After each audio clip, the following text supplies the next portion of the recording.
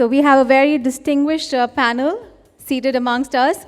And before we go ahead with the award ceremony, I'd request Dr. Agarwal to please felicitate our chief guest for the program and present him with an Angvastra and a memento.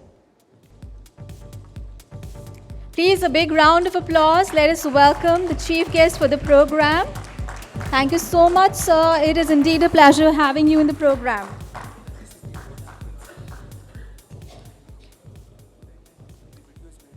Okay. So as we welcome our distinguished guests, let us immerse ourselves in a symphony of intellect and excellence.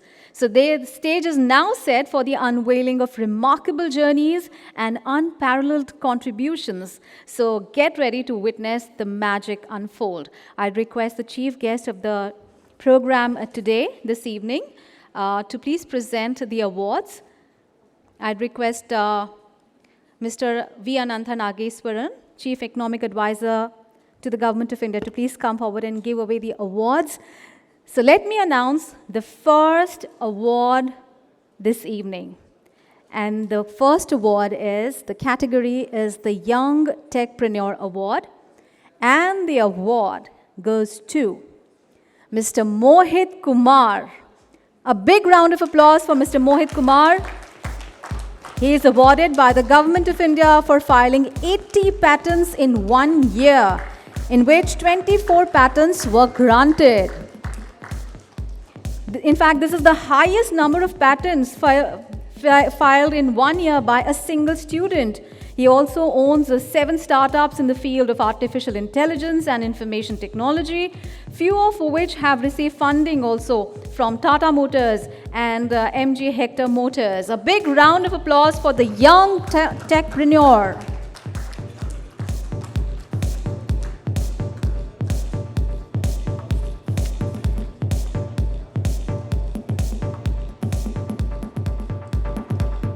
Congratulations to Mr. Mohit Kumar.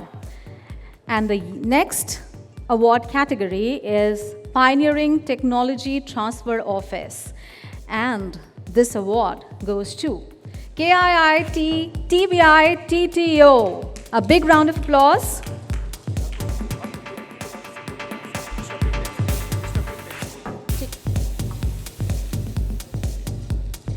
So KIIT Technology Business Incubator Technology Transfer Office, set up by DBT, Government of India, is a pioneering entity among all the established TTOs in Asia. Commencing operations in 2021, KIIT-TBI-TTO exclusively addresses the need of innovators, researchers, and startups by accessing new knowledge, securing patent and expertise to drive innovation through R&D. Congratulations, KIIT. And the next award is for the Disruptive Technology Award. And the award goes to ONDC. A big round of applause for ONDC team. So Open Network for Digital Commerce is one-of-a-kind initiative which is revolutionizing Indian digital commerce, empowering buyers and sellers nationwide. In just 1 year, it boasts of 2.7 lakh sellers across 500 plus cities, processing 1,70,000 daily orders. Congratulations, ONDC, for winning this award. And the next award category is IP Law Education. And the award for IP Law Education goes to NALSAR.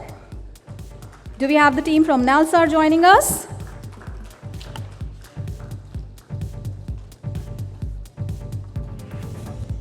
So the National Academy of Legal Studies and Research in Hyderabad, India, is a pioneering public law school known for its comprehensive legal education, offering integrated undergraduate, postgraduate, and doctorate law degrees. It has a strong focus on intellectual property through the N.C. Banerjee Center for Intellectual Property Rights Studies, and it initiated the Advanced Diploma as well, Advanced Diploma in Patents Law. Congratulations, NALSAR, for your pioneering work.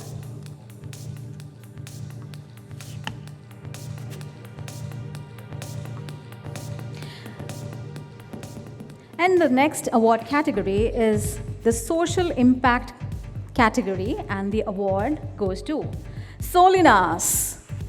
Team Solinas, please come forward. Congratulations. So Solinas has been at the forefront of bringing innovations in the water and sanitation industry, and it has generated multiple IPs, which include a multi-pitch blade-based system for homogenization and a feeding system with synchronous shafts. It helped in developing India's first septic tank clinic robot as well. A big congratulations to Solinas.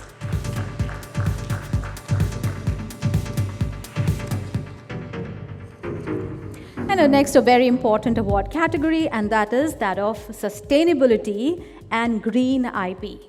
And this award is presented to Mahindra and Mahindra. Congratulations, Mahindra Group. So Mahindra Group is one of the largest and most admired multinational federation of companies with 260,000 employees in over 100 countries.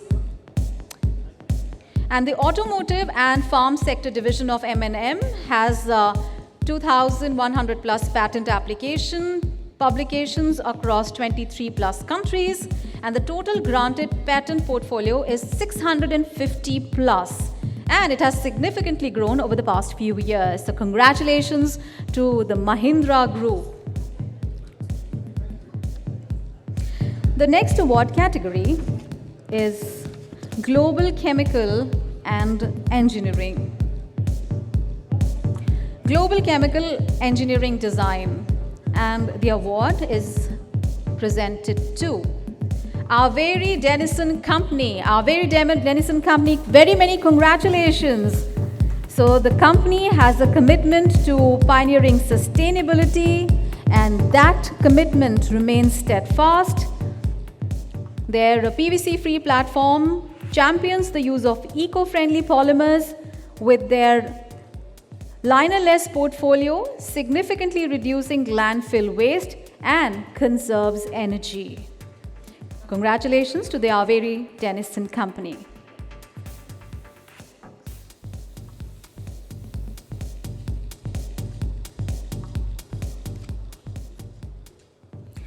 And the next award category is a very, very important category, and that is the health category. So the award category is Global Health Access. And this award is bestowed upon Cadila Pharmaceuticals. Cadila Pharmaceuticals, congratulations. They are first in the world innovations with key achievements for the mankind, like their 3 key breakthrough innovations. Sepsivac, a global first in gram-negative sepsis management, developed under India's CSIR NMITALI program. The TH Rabies in India's rabies eradication program, and also their groundbreaking Aqueous vitamin D3 injection. Congratulations to the company. And let me now announce the next set of award, and that is the Future of Mobility IP Leader. And this award goes to Tata Motors. Congratulations, Tata Motors. So Tata Motors' commitment to innovation, creativity, and the protection of IP stands at the forefront of its innovative products with cutting-edge technologies.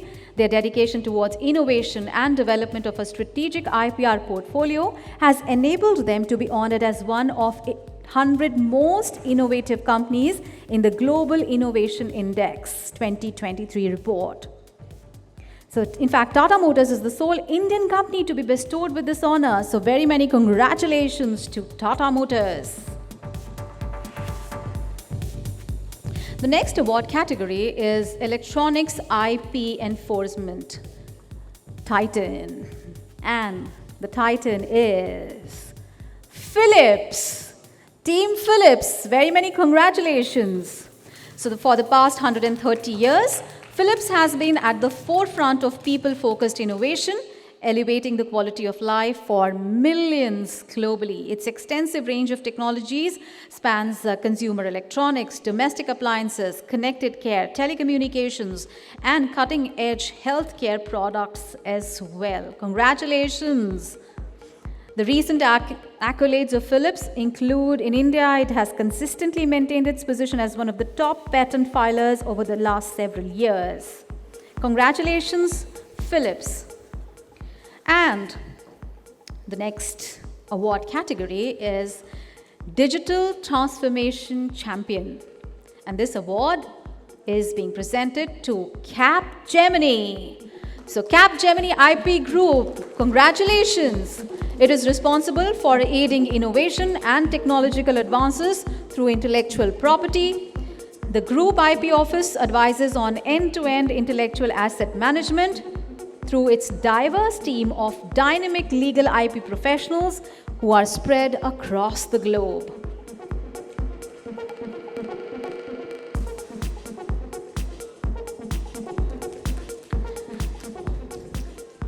Congratulations to the team. And now,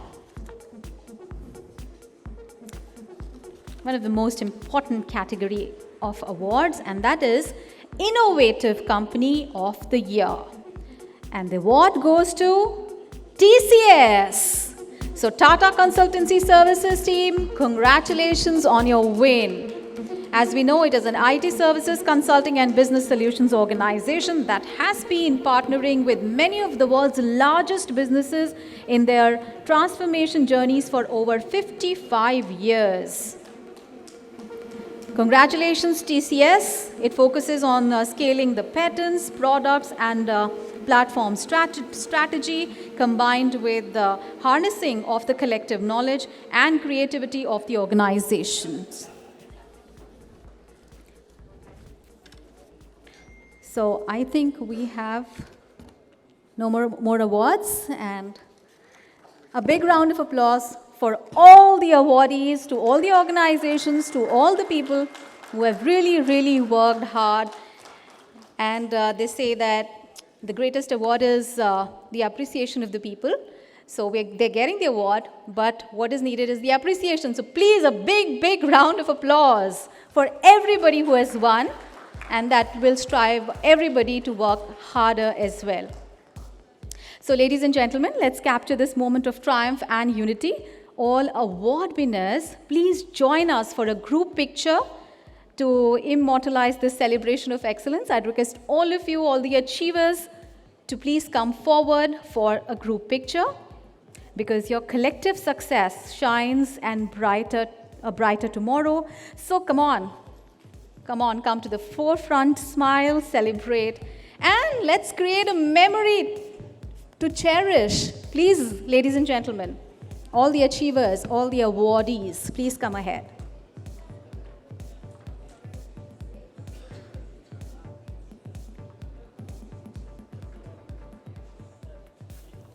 Yes, sir.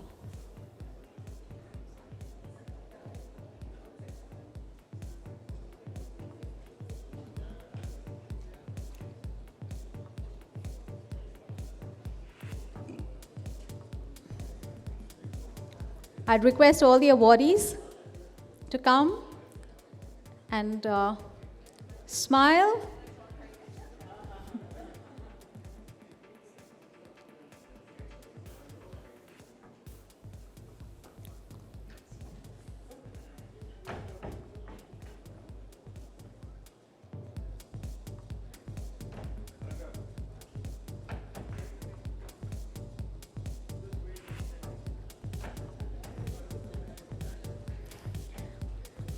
We have talked about this. Branding is very important, isn't it?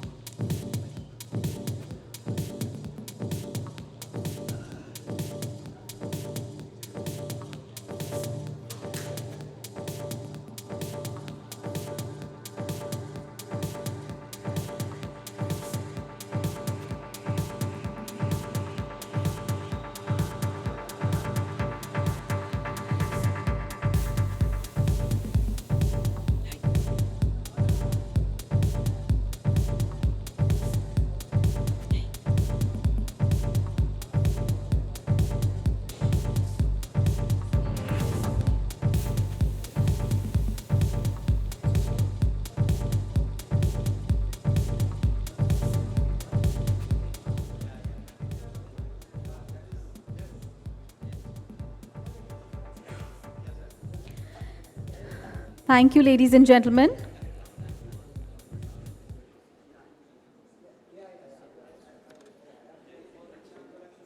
So I would now request our distinguished chief guest to please present a keynote address, because we want, all of us are really looking forward that you share your wisdom and give us a lot of inspiration. We are already inspired by you. Just probably a few words that will shape our intellectual journey tonight and in the days ahead.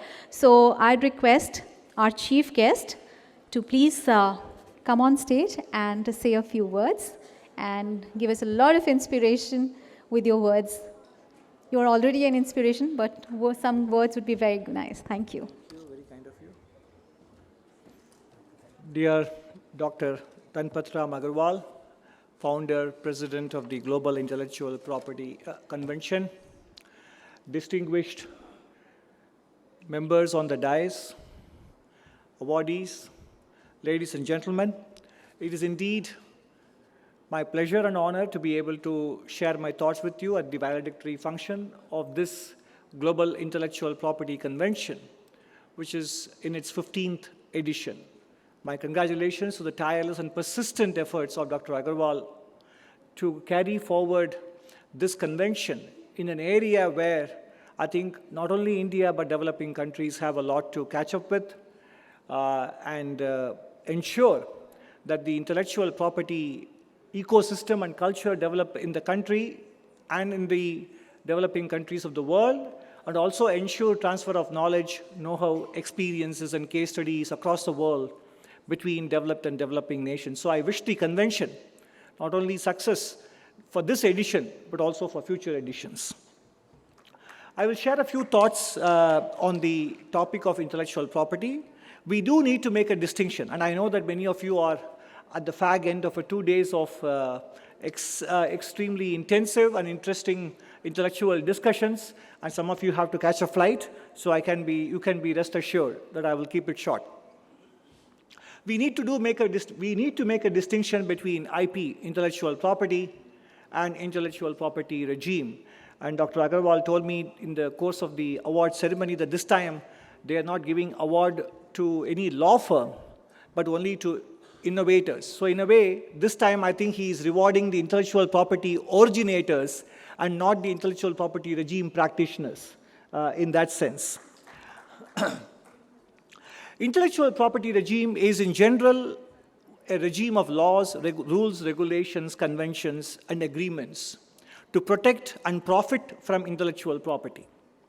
In a way, IPR is almost about treating IP as a private good. Of course, it is an age-old debate, is IP a private good? It is a moral, philosophical, political, legal, practical, and a commercial question as well. All of us are aware of the phrase, standing on the shoulder of giants. It is true. In fact, we stand as much on the shoulders of giants as we build on the errors and achievements of ordinary mortals, unbeknownst to us. So any knowledge is actually a accumulation of past experiences, good, bad, success and failures, even if we are not very conscious of it. Daniel Kahneman, the Nobel laureate, in his book Thinking Fast and Slow, describes two situations. We react differently to humorous situations, actually, or stories or jokes, depending on whether the pencil in our mouth is held vertically or horizontally. Depending on how you hold the pencil in your mouth, you will react differently to humorous stories or anecdotes or jokes. That is what he describes in his book, Thinking Fast and Slow. Second situation, if the content of a screensaver of an irrelevant computer can affect your willingness to help strangers without your being aware of it, how sure are you that you are in control of your minds and thoughts? For example, as you walk from your desk in the office towards the pantry and coffee area. On the way, you are just simply glimpsing at the screensavers running on other workstations, and then you reach the pantry where a colleague tries to tap you for a small donation. You don't realize that the images you saw on the way to the pantry will influence your decision whether to give the donation or not. So when that is the kind of unconscious influences that are there, which we don't even realize, it is difficult to say that I am the owner of the intellectual property that I created, because it is accumulation of various thought processes, experiences that come our way without us even realizing it. And right now, in fact, therefore, I would even say that serendipity itself is not as spontaneous as we think. Therefore, should knowledge be free is an age-old question which will not go away anytime soon. Of course, nor will we be able to find an universal answer to it anytime soon as well. In fact, right now, we may be seeing it play out in elite American university campuses as we gather here today. In practical terms, many a scientific discovery in the field of medicine in particular, where the IPR is most prominently at play, has ridden on the back of government grants, assistance, and original and basic research done in universities before private firms and individuals built on them to claim IP ownership later. Similar dynamics has played out in chemical industry, in the field of electronics and communication, etc. So, in other words, this is an age-old discussion. Should knowledge be free? Should intellectual property be protected? And should it be a preserve of a few, etc.? Is a question that is not going to away. But the truth is, including myself, all of us would want to claim parentage of good ideas and orphan bad ones, whereas the reality may be the opposite. The notion that, therefore, we must profit from our ideas before others do so is deeply ingrained, much as it is philosophically contestable. But the bigger bone of contention is, of course, if you accept the principle that one must profit from one's original ideas, the bigger bone of contention has always been for how long and how much should be such a reward for original thinking. Countries and regulators try to stretch these two answers to these two questions through means foul and fair and in between. So in other words, we are back in the world of IP as a private good for now. That's the reality. Nonetheless, we should not forget that historically, between nations, I would like to draw your attention to Professor Ha-Joon Chang's book, Kicking the Ladder.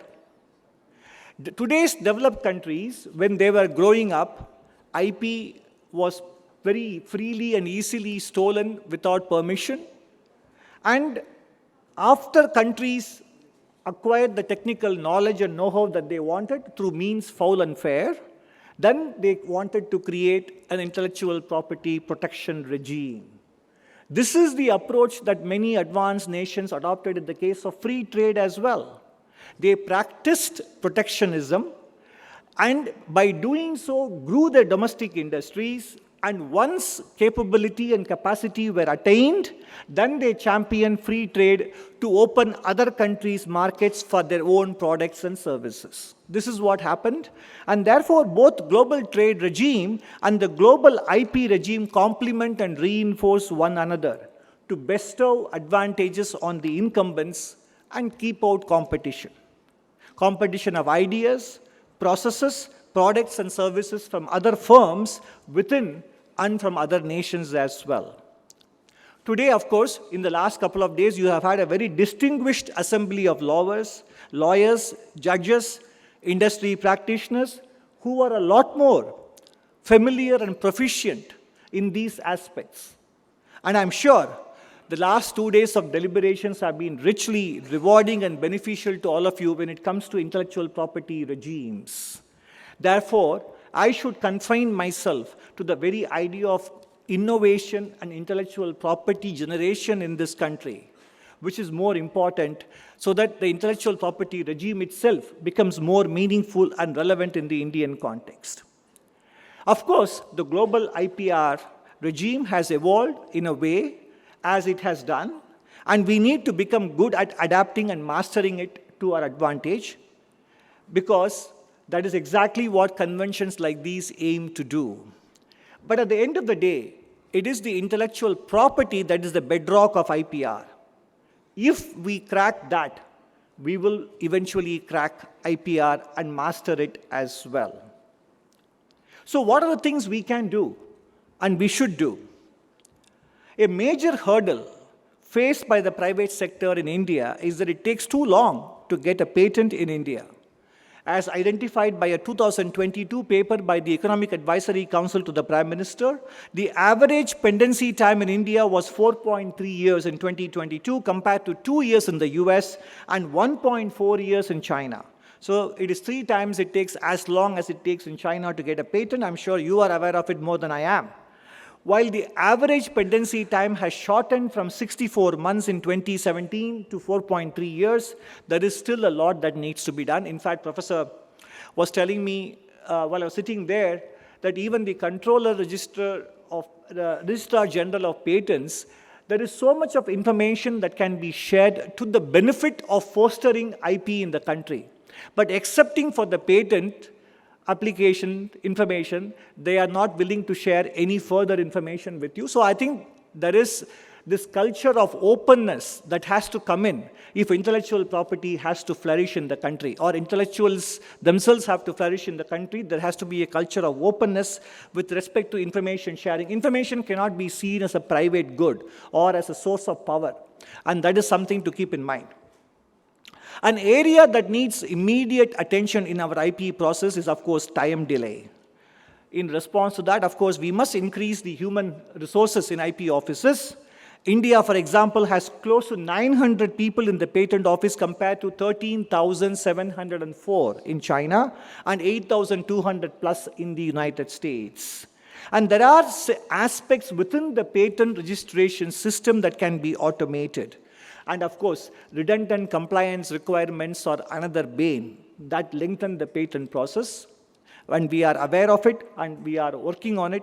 But of course, the compliance requirement is an issue that dogs not only the patent office, but it is a larger issue. It is one that is not just binding and biting, as in the case of patent approvals. The machinery of governance and administration itself, overall, at all levels of government, this machinery has to orient itself to facilitation of economic activity, away from regulation of economic activity, relatively speaking. We need to have a mindset of facilitation rather than regulation of economic activity, relatively speaking. And then in cultural terms, what are the culture of innovation? What are the elements of the culture of innovation that we still need to work on? That is this willingness to accept and tolerate questions. Because Eastern societies in general attach a lot of importance to the authority structures. Loss of faith is very important. You don't question an elder. So in some sense, these are ingrained, and there are virtues in some of these practices which have stood the test of time, and that has not in the past prevented the transmission of knowledge and wisdom from seniors and elders to juniors and disciples. But somewhere along the line, the authority and the structures have remained, but the culture of willingness to accept questions and look at them intrinsically rather than look at the persons asking the question, that culture has somewhat been lost in the process. And several East Asian societies shared this tradition of authority, respect for authority. But in spite of that, countries like Korea, Japan, Singapore, China have overcome this and still mastered the culture of innovation. And therefore, even if we are unable to or unwilling to learn from Western traditions, which differ from Eastern traditions, there is something we can pick up from our East Asian brethren as well. And it is still not too late even now. And then what is our attitude towards failures? I would like to draw our attention and recall the memory of Indian Prime Minister consoling the then ISRO chief when Chandrayaan-2 did not meet with its objective. It was not an attitude of castigation or finding fault. It was an attitude, one that commiserated with the failure and egged them on to do better. And we all know what happened with Chandrayaan-3. That is history. So this is a culture that needs to permeate itself in all walks of life, starting from very young age. The attitude towards failure cannot be one of reprimand or responsibility fixing, although that needs to happen later. But importantly, if the effort was there, that needs to be encouraged rather than stifled through questioning. In fact, what has distinguished Silicon Valley is this culture of handling failures. Professor Richard Dasher has pointed out, a more accurate description of the norm in Silicon Valley is that learning from failure carries much higher value than the cost of failure itself. And that is a culture that still needs to seep in as an ecosystem in the country. And then, of course, there is a culture of risk aversion in our bureaucracy. Procedure, process, and precedence, they are more important than performance and outcomes. Therefore, even much R&D expenditure happens in the government sector, in government laboratories, it is this culture that holds it back from coming up with original innovations. So, in the private sector, on the other hand, there is, barring the exceptions that we saw today, there is the problem of limited horizons, short-term profit maximization or instant gratification versus long-term performance. And then in the society at large, we celebrate jugaad as a unique Indian feature, but that comes in the way of striving for excellence. Because there is a time inconsistency problem when you strive for excellence.